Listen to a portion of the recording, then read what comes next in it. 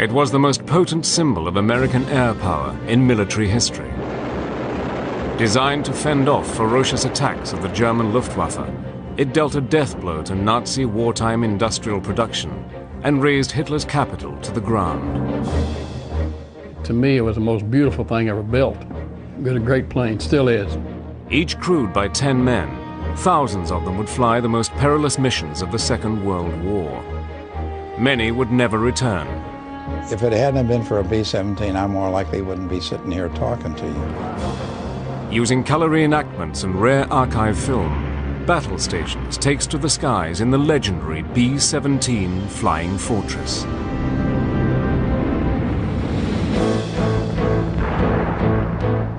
(1918). With the conclusion of the war to end all wars, military powers around the world recognized that warfare would never be the same.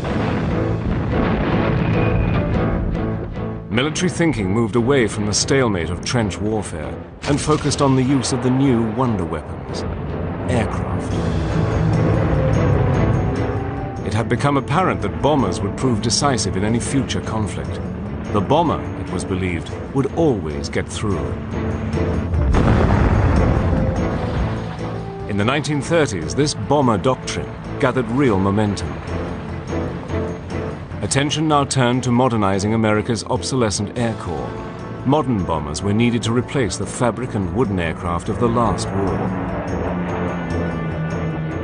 On August 8, 1934, the US Army Air Corps issued a circular proposal that called for a bomber with a maximum speed of 250 miles per hour.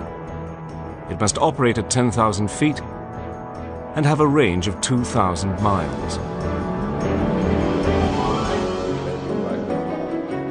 Designs would be company funded and submitted for testing within the year. The victor would win a production run of 220 aircraft. Teetering on the brink of bankruptcy, the Boeing Aircraft Company leapt at the challenge. In a bold move, Boeing, under the visionary leadership of Edward C. Wells, committed most of its capital and manpower to the project they called Model 299. It was a fantastic gamble. In August 1934, Boeing began building a radical, all-metal, four-engined aircraft. It had beautiful lines. It was a low-wing airplane. It had all the turrets were attractive. It was just a nice-looking airplane. And Boeing has always been noted for making beautiful airplanes. Boeing's new plane would be fitted with an array of machine guns and an internal weapons bay. It was a bold design, one that far exceeded the requirements of the proposal.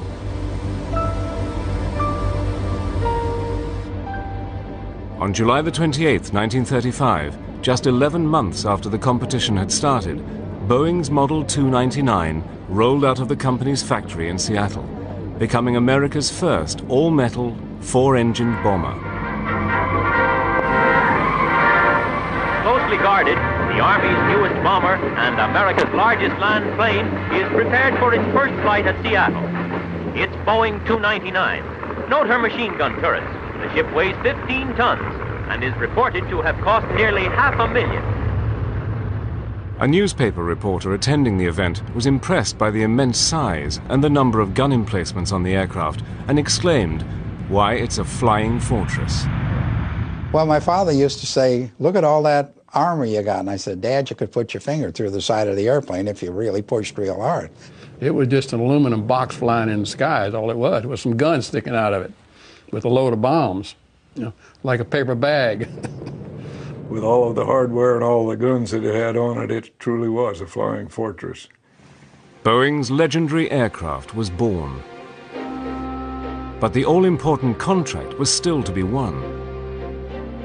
Alongside Boeing's offering, two rival twin-engine designs were also evaluated by the Army Air Corps, Martin's B-12 and Douglas's DB-1. On the morning of the 30th of October, disaster struck. During evaluation, the Boeing prototype bomber stalled after takeoff and crashed at Wright Field. The Boeing Aircraft Company had invested in the Model 299 project without any commitment from the Army Air Corps, and now the program lay in tatters. In addition, they lost their 2 pilots, which effectively put them out of running for the contract.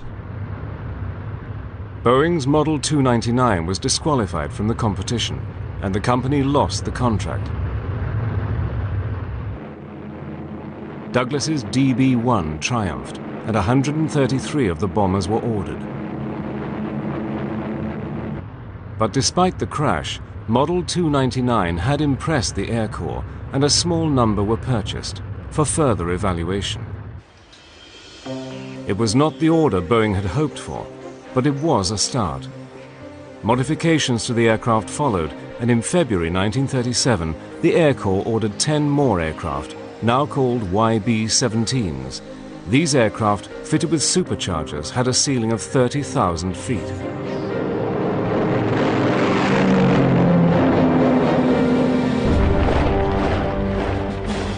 But in the dark days of September 1939, as Europe descended into war, Douglas's bombers were taking too long to get off the production lines and were proving underpowered. Boeing's B-17 was the only operational heavy bomber in the United States, but the Air Corps owned just 30. New YB-17s would now be fitted with power-operated turrets above and below the fuselage, and 2 more sets of twin guns were added to the tail and radio operators' positions. By March 1941, B-17s were being transformed from an advanced prototype to a full-powered superbomber ready for war. Under the terms of its Lend-Lease agreements, America sent 20 of these Fortress YB-17s to Britain's Royal Air Force. But the B-17's first delivery flight ended in disaster. At high altitude over the skies of England, the bomber experienced a power failure and crashed. It was an inauspicious start. But despite its problems, on the 8th of July 1941, 2 Fortress 1s belonging to the RAF bombed Wilhelmshaven in Germany. Wilhelmshaven, the main target, is a #1 target, for it's a major naval base and a great shipbuilding center. This first mission also ended in disaster. At high altitude, all of the guns froze, and the bombs were dropped wide of the target. Later, 8 Fortress 1s were shot down. It looked as though the B-17 would go down in history as a failure. The British experience of the Fortress 1 was a resounding failure. The aircraft was found to suffer from a number of mechanical failures. The guns froze when at high altitude. It lacked defensive armament to fight off a determined attack by the enemy, and it was also difficult to put ordnance on target from that high. The RAF therefore concluded that the best thing would be to increase its defensive armament, use it in greater numbers for protective purposes, and also to use it at lower altitudes. Now the RAF immediately pulled the Fortress from European combat and promptly reassigned it to the Middle East. As war intensified in Europe and diplomatic relations between the USA and Japan deteriorated, America moved its YB-17s to bases in the Pacific. On the 7th of December 1941, as a flight of unarmed YB-17s arrived at Hickam Field, Hawaii, Japan ended America's isolationism.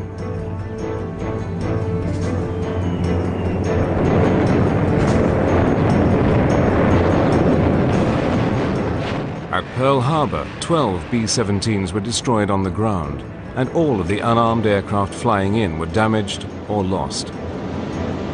From the ashes of the destruction in Hawaii, America's troubled B-17s had to prove its doubters wrong. With America at war, the Flying Fortress is about to be throwing Pearl Harbor. As America rushed headlong into war, production of YB-17s went into full swing.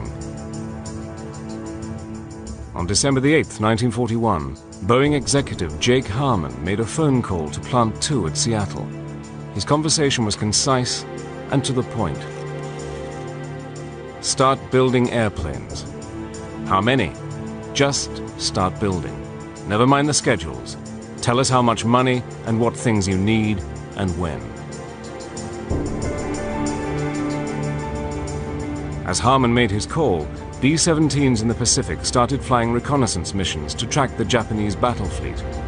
Off the coast of Luzon, a Japanese convoy was spotted. 5 YB-17s attacked, and the Flying Fortress became the first US aircraft to drop its bombs in World War II.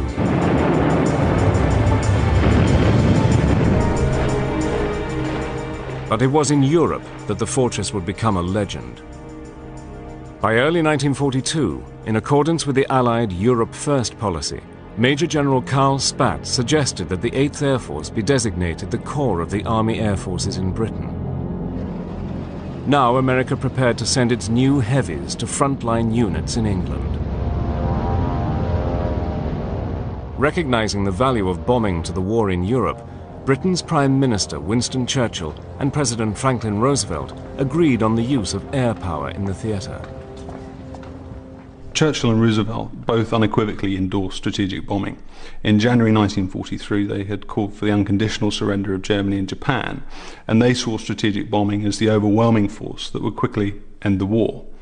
By destroying the German industrial complex and demoralizing its civilian population, they reasoned that they could grind to a halt Hitler's war machine. Early in 1942, Allied command identified special targets to be given absolute priority. Submarine construction facilities, aircraft factories, ball-bearing production plants, and oil refineries were at the top of the list.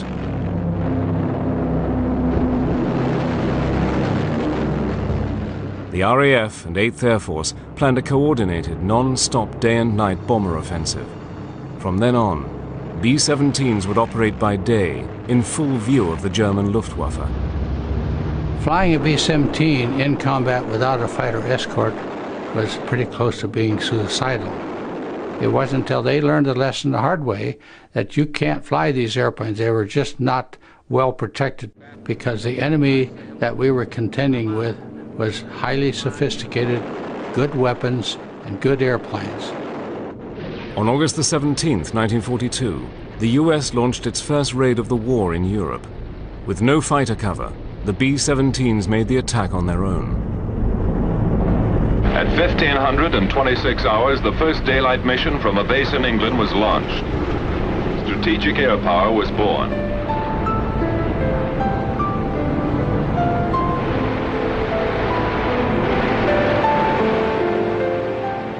As B-17s were to be operated without fighter escort, great emphasis was placed on flying in a defensive wedge formation. By stacking the aircraft in an orderly pattern, it was believed that their arcs of fire would be enough to repel fighter attacks. But this theory would be severely tested. We in the United States, the Army Air Corps at that time, had no tactics. They didn't know how to go at it. And our adversary over in Germany, they've been fighting and flying since 1939. So they were old hands at what we were just learning. You have the high squadron, you had the low squadron, and the middle squadron. You flew in a formation basically like this. The tighter you flew, and the reason for tight formation is that the fighters could not go through your formation and break it up, which they would attempt to do. No matter what angle a fighter came at you from, he had a lot of 50 caliber machine gun shooting at him because of the way the formation was stacked. Almost every gunner on the right side of the aircraft, for instance, could shoot at the fighter. Though the unescorted bombers had some protection against fighters, there was nothing they could do to avoid Fliegerabwehrkanonen, flak. Fired from the ground, these lethal 88mm shells were said to explode at the same altitude as the aircraft. Once the German gunners zeroed in on the B-17s, the results could be devastating. I always thought that flak was more dangerous than fighters were because you could see a fighter coming and you could shoot back, but you never knew when you might get hit by the flak shell, and there was lots of it. They used to say the flak smoke was so thick you could walk on it up there, and it was almost true. Well, anti-aircraft is like going down a bumpy road with a car with no shock absorbers on it, and every time the thing would go off, you'd be jump up and down. I mean, you're going this way, you're going right, you're going left, you're going up and down. In January 1943, Churchill and Roosevelt met at the Casablanca Conference and agreed policy on the strategic bombing campaign. In what became known as the Casablanca Directive, the 8th Air Force was given the responsibility to ensure the progressive destruction and dislocation of the German military, industrial, and economic system. But flying unescorted in daylight hours posed a real threat to the bombers' crews. Flying at a mere 200 miles per hour, the B-17s were sitting ducks for the German Luftwaffe.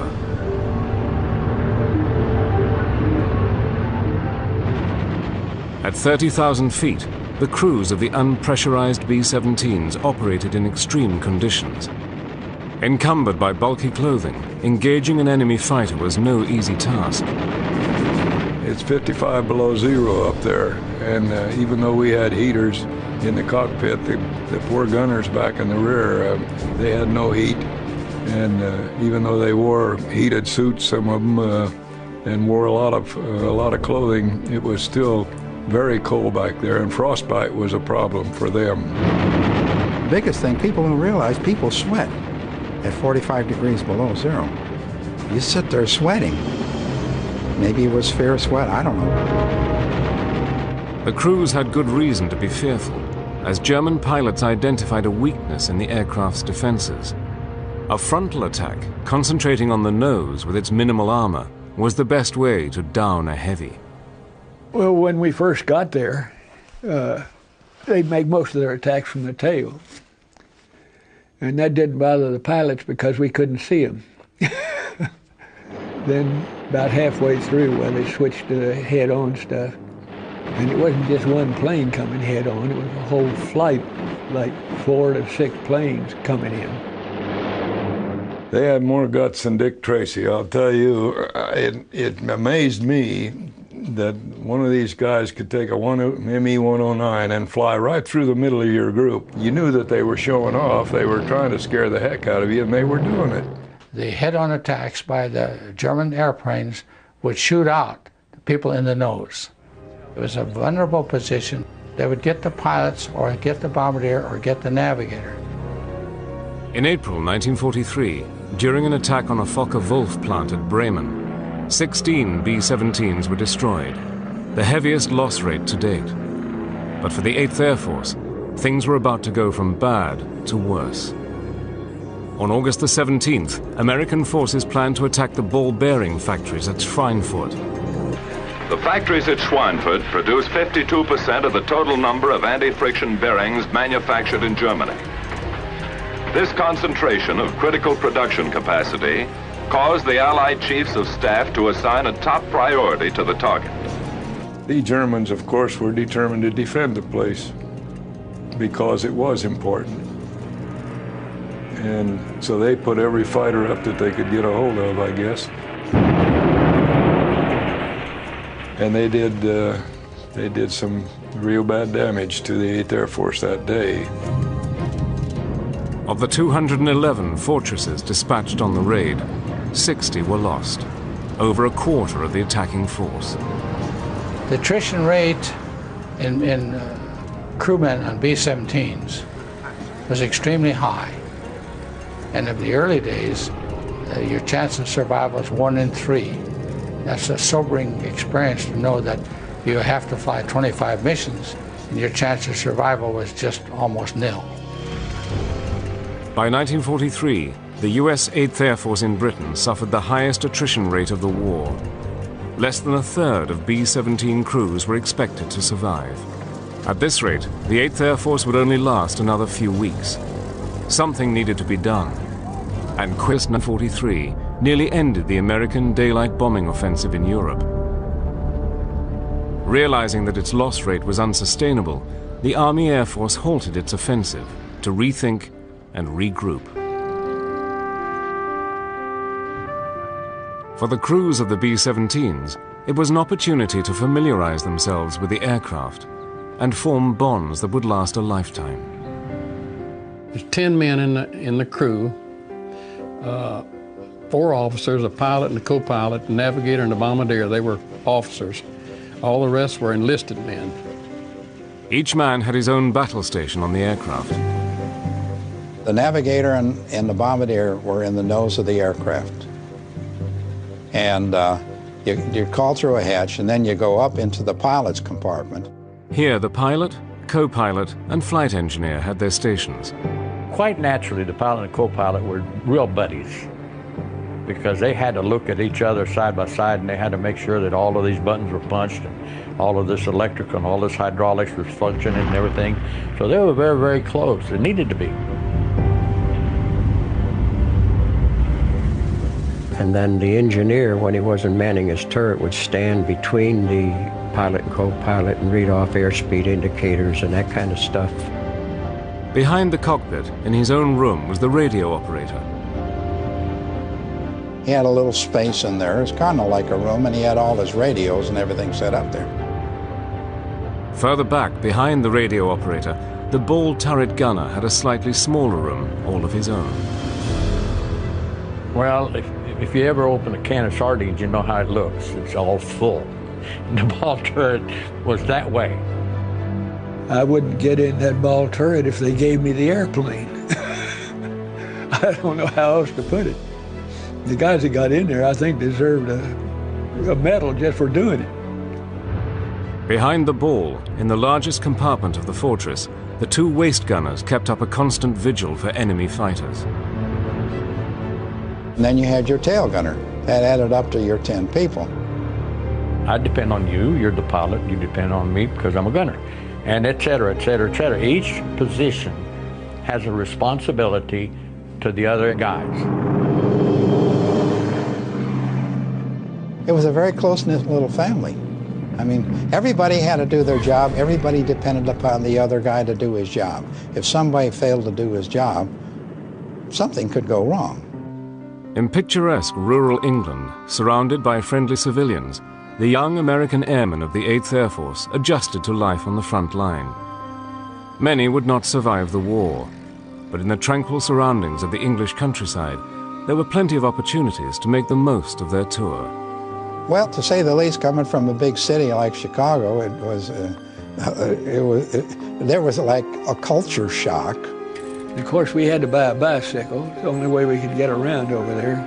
And without their help, we couldn't even have found a place to buy a bicycle. And there was no shortage of American money.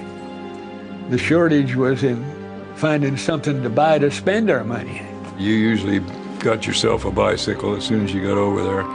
And we would ride that 7 miles into Oundle in the evening and hit the pub and have a few pints of mild and bitter or nut brown or whatever, and fraternize with the Brits. One of the expressions they used was the only problem with the Yanks was they were oversexed and overpaid and over there. And we heard this once in a while. We were doing the same thing their guys were doing. And the kids got close to us because they'd be coming looking for gum chew, looking for candy, because you had no sugar, you had nothing like that. And we're not a heck of a lot older than some of those kids. Maybe they were 6 or 7 years old, and we were 19 or 20 years old. We're kind of like their big brothers. A tour of duty in England was 25 missions, but with an average life expectancy of just 14 missions for a B-17 crew in the European theater, many would not survive. We had to fly 25 missions, and they told us, okay, all you have to do is fly 25 missions, you go back to the States. Right now, we're currently running a 4% attrition rate. 4 times 25 is no go, you know. But that's how bad it was. Studies carried out in 1943 show all too clearly that about half of the B-17s lost in combat had left the safety of the formation. The conclusion was that a B-17 on its own stood little chance of survival. In 1944, efforts were made to revise the standard bomber combat formation, and a new 36-plane formation was devised. 3 clusters, each consisting of 12 B-17s, replaced the existing 18-strong grouping. Flying in a V-shaped echelon, the aircraft were packed tightly together in the sky. Never before could the massed ranks of the B-17s concentrate firepower with such accuracy and volume. But flying so close together provided new dangers. When you're flying very tight formation and a plane within the formation, let's say got a direct hit and the thing blew up, he'd take quite a few other airplanes with it, and that did happen. What you were supposed to do was to back off a little bit and not fly so close, unless you were under fighter attack. Now, if you were under fighter attack, well, then you were supposed to really get up there close and get a concentrated firepower. In the busy skies over Europe, accidents could and did happen. I looked off to the left, and here were 2 B-17s that had collided. And we saw one cut the other one in half, and the tail go one way, the plane go another way, and the other plane go to the right. And we looked out, saw these fellows falling out of the waist with no parachutes. The sad thing that happened was that the tail gunner bailed out, and he did not have his chute hooked to the harness when he bailed out. It was a chest chute. He just had it in his hand, and the slipstream tore it away from him. So he had 27,000 feet to fall with no support. My thought was he had plenty of time to say his prayers before he hit.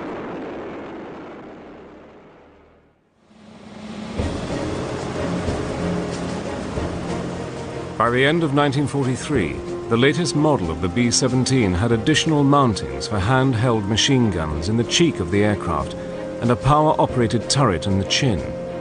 This G model was the last and most extensively produced version of the Fortress, boasting a total armament of 13 50-caliber machine guns, transforming the B-17 from a tough bomber to a true fortress.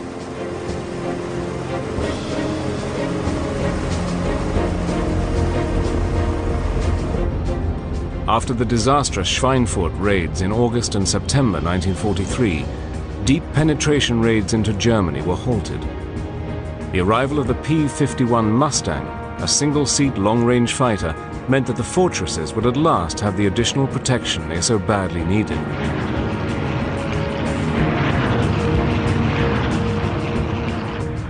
By December, the B-17 was ready for re-entry into European operations. Now the Allies concentrated on delivering a knockout blow to the Nazi war machine. By February 1944, the Army Air Force was ready to begin its attack against the German aircraft manufacturing industry. By destroying the Luftwaffe in the factories, it would be possible to conduct further strikes against other strategic targets. It was to be the biggest bombing missions yet, some 3,500 aircraft, all to bomb within the space of a week that would soon become known as the Big Week. For the crews of the B-17s, this big week began much the same as any other. Breakfast at 3, briefing at 4. You start in the middle of the night, actually, to go to the briefing, and they'd put a yarn deal across a map up there from our field to where the target was. And most of the time it looked like it was going halfway around the world. There were certain cities that if they pulled the curtain back at the briefing in the morning and you saw the string going to that place, why, you knew you were in for it.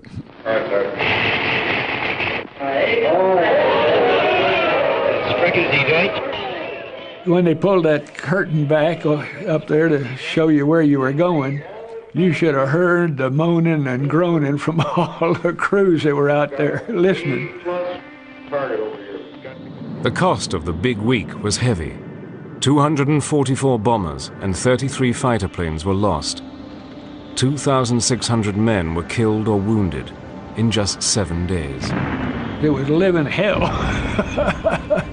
It was bad going in there and coming back. That's the most flak I ever saw in one place. That was the heaviest defense I have ever seen in my life. These raids played a crucial role in helping to reduce the overall strength of the Luftwaffe, paving the way for D-Day. During the offensive, the back of the Luftwaffe was broken. Now the B-17 crews could turn their attention to the most perilous bombing mission of them all, Berlin. Hermann Goering, commander-in-chief of the Luftwaffe, had claimed that enemy bombs would never fall on Berlin, and he had good reason to believe it. As Hitler's capital and the heart of the Nazi war machine, Berlin was the most heavily defended city in all of Fortress Europe. It was ringed by tens of thousands of lethal 88mm anti-aircraft guns and fighters. But by early 1944, production of new fighters had all but dried up. The crews of the B-17s knew that they would be the targets of highly trained German fighter pilots.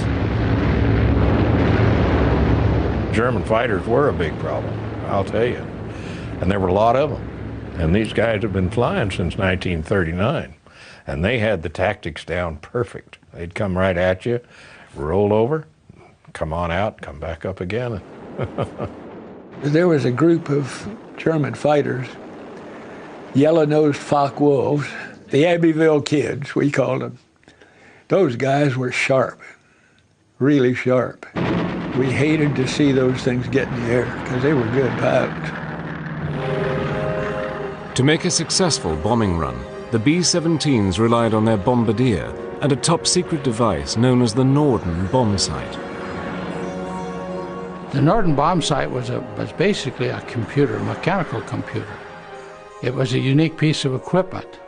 It was classified at the time, but we had a set of crosshairs in it. And my job was to put the crosshairs on the target and keep them on the target. Now the other factor would be in drift, so our wind would affect the drifting of the airplane, and my job was to kill the drift and keep making adjustments into our heading to the point where crosshairs would not drift off the target. They used to say they could drop them in a pickle barrel from 10,000 feet, but that was fiction. It wasn't that good. But they did some very good bombing. Over Berlin, the B-17s would have to fly straight and level through the heaviest flak barrage imaginable before the bombardier could release his bombs accurately. The bombardier actually flew the airplane on the bomb run. The airplane would be put on an automatic pilot, and his bomb sight would automatically compute the angle that the bomb should drop. It would do a very good job of getting the bomb on the target. What will drive you up a wall is if whoever that lead bombardier is up there goes over the target and doesn't drop. Then you make a 360-degree circle around and come back over the target again. And you got to go through that same flak all over again. And if you could, you'd get out there and beat that guy half to death. Nicknamed the Big B by the crews of the B-17, the heavies of the 8th Air Force prepared for a grim attrition fight over Berlin. For many, it would be their last mission of the war. On March the 4th, 1944, William Menzies was on his way to Berlin. And I called the top Turk and I says, "We got fighters coming in." He says, "No, they're ours. I can see the contrails." I said, "Below them, look at them." And about that time they opened up. I said, "What the hell you think those are landing lights? They're shining at us? You've become only one person on that whole airplane. They're all after you." That's what I'm saying. When they're shooting at you, you're in the smallest part of the airplane. But that point still ends right between your eyes, you know, like an inverted ice cream cone.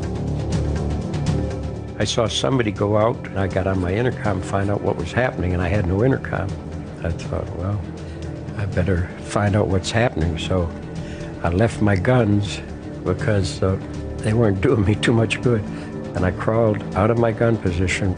I crawled through there with my harness on. I'd left my parachute where it was. There was one guy laying in the waist. His chute was pulled, but he wasn't moving, so I assumed he was dead. It's Smitty, my co-pilot, and I could see him down on the bomb bay. I don't know whether he's getting ready to jump or not, and he says, you know, like that. I assumed he said to go. Well, I couldn't go. My chute was back in the tail, so I turned around, I crawled back, and as I was crawling back in, I hooked my harness on something, and I backed up. I couldn't get off of it. I went forward, I couldn't get off of it, and panic feels set in now. I got talking to the man upstairs in a hurry. I told him I'd even go back to church if he gets me out of this one. when people up front leave, and it's time for me to leave. I didn't want to be in it if it started to spin. I had made up my mind I wasn't going to be in it if it ever hit the ground.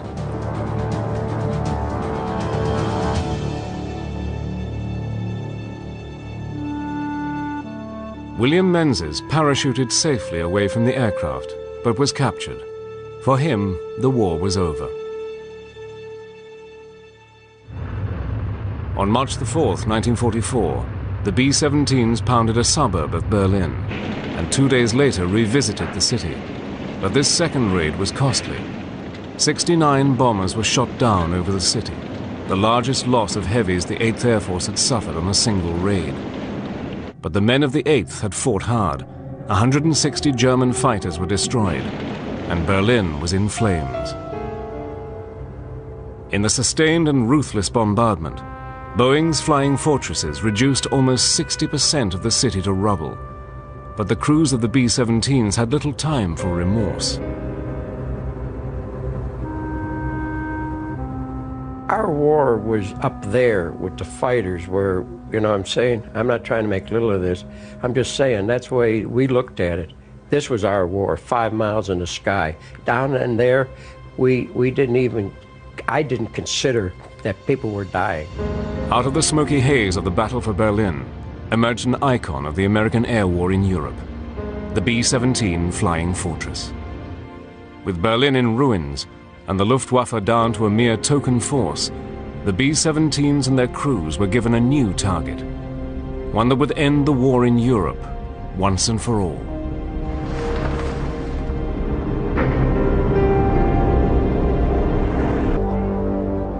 By early 1944, German oil production, the lifeblood of the Reich's war machine, had remained largely immune to the air war. Though the Allies had already attempted to knock out the oil production facilities at Ploesti in Romania, German synthetic oil supplies continued to be produced. At the end of March 1944, when final plans for the Allied invasion of Europe were being drawn up, about 30% of the total petroleum available to Germany came from the refineries at Ploesti in Romania. At the beginning of 1944, following the systematic destruction of the German aircraft manufacturing industries, the strategic bombing target became oil. Oil and lubricants are the lifeline of any army, and the Army Air Force reasoned that by striking oil production sites, the enemy could be hampered in its ability to wage war. With its oil reserves, Hitler's war machine could and would fight on. As a matter of urgency, plans were put in place to smash Germany's fuel production. Once again, the B-17 Flying Fortresses would be in the front line. On May the 12th, 1944, the American attacks on German oil production began. During the month, strategic bombers dropped some 5,100 tons of bombs on oil targets.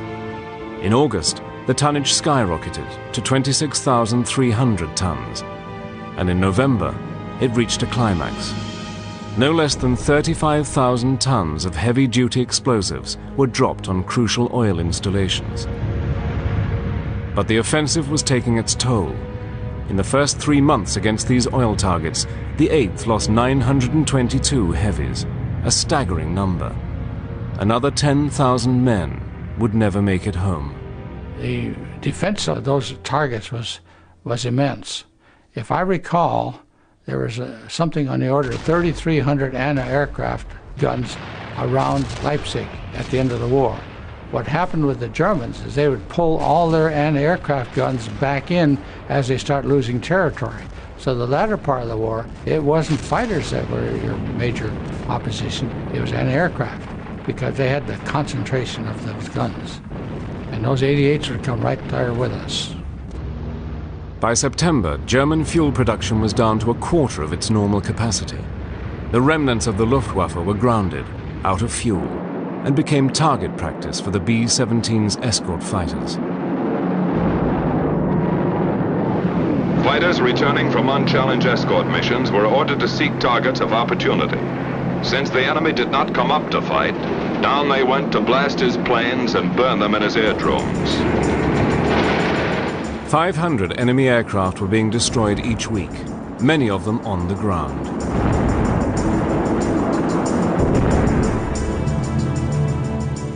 By late November 1944, almost the entire might of the 8th Air Force was directed at destroying German oil facilities. Leading from the front, the B-17 spearheaded what the Reichsarmaments Minister Albert Speer called the end of German armament production. Without fuel, entire units of the German army were forced to abandon their vehicles. For them, the game was up. Berlin was still to be taken, but with the Allies closing in for the kill, the strategic bombing campaign was over. The B-17 had done its job. By May the 7th, 1945, as Germany surrendered, it had lost 95% of its fuel industry. Its war machine had ground to a halt.